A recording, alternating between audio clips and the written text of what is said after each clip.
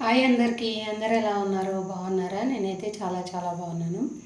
ఈరోజు ఏంటి అంటే అమావాస్య కదా ఫ్రెండ్స్. అయితే ఇంట్లో మార్నింగ్ సాయంత్రం ఖచ్చితంగా నేను దీపారాధన అయితే చేస్తూ ఉంటాను.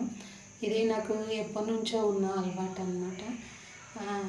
నాకు మనసు బాగాలేకపోయినా, ఏదైనా టెన్షన్స్ ఏమున్నా కూడా నేను ఎక్కువగా పూజ గదిలో ఉండడానికే ప్రయత్నిస్తాను.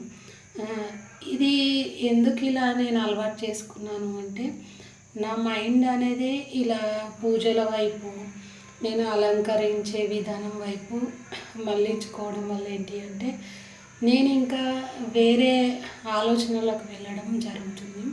అందుకే నేను ఏంటి అంటే ఎక్కువ శాతం పూజ గదిలో ఉండి అమ్మవారి స్తోత్రాలు, బాబా పాటలు ఇలా పెట్టుకొని వింటూ ఉంటానన్నమాట.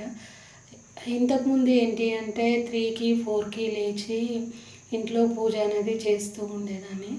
ఇప్పుడు రీసెంట్గా మా ఆయన అలా అయినప్పటి నుంచి కొంచెం మైండ్ అనేది చాలా డిస్టర్బ్ అయిందనమాట.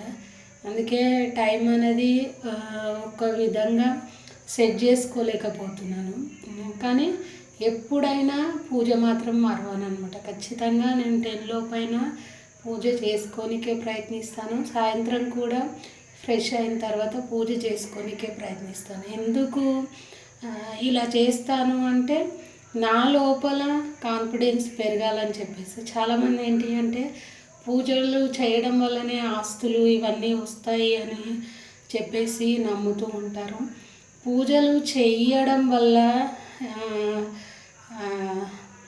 డబ్బులు వేస్టు, ఇలా అగరబత్తీలు ఇవన్నీ ఎక్కువ డబ్బులు పెట్టి చేయడం వల్ల ఏం లాభం అని ఆలోచించే వాళ్ళు కూడా చాలామంది ఉంటారు. అలాంటి వాళ్ళకు నేను చెప్తున్నాను ఏంటి అంటే, పూజ అనేది మనం ఎందుకు చేస్తాము అంటే, మన మనసుని ఒక 10 నిమిషాలు ఏకాగ్రతతో పూజ గదిలో నిలపగలగడం మనకు అలవాటు అవుతుంది. అలా అలవాటు అయినప్పుడు ఏంటి అంటే, మన మనసులో ఉన్న నెగిటివిటీ అనేది బయటకు వెళ్ళిపోతుంది అనమాట. ఆ నెగిటివిటీ పోయినప్పుడు ఏంటి అంటే పాజిటివిటీ అనేది క్రియేట్ అవుతుంది. అలా మనం ఇంకా రేపు ఏం చేయాలి అనే విషయంలో ఆలోచన అనేది కలుగుతూ ఉంటుంది. పూజలు చేయడం వల్ల ఒక ధైర్యం మాత్రం వస్తుంది ఫ్రెండ్స్. మనం చాలా విధాలుగా పూజలు చేస్తూ ఉంటాం, కానీ దేవుడి ధ్యానంలో ఉండడం వల్ల ఏంటి అంటే మనశ్శాంతిగా ఉండగలుగుతాం. ధైర్యం అనేది ఎక్కలేని ధైర్యం అనేది వస్తుందన్నమాట. బాబాను ప్రేమించే వాళ్ళకు ఇంకా ఎక్కువ ధైర్యం ఉంటుంది. కామెంట్ చేయండి.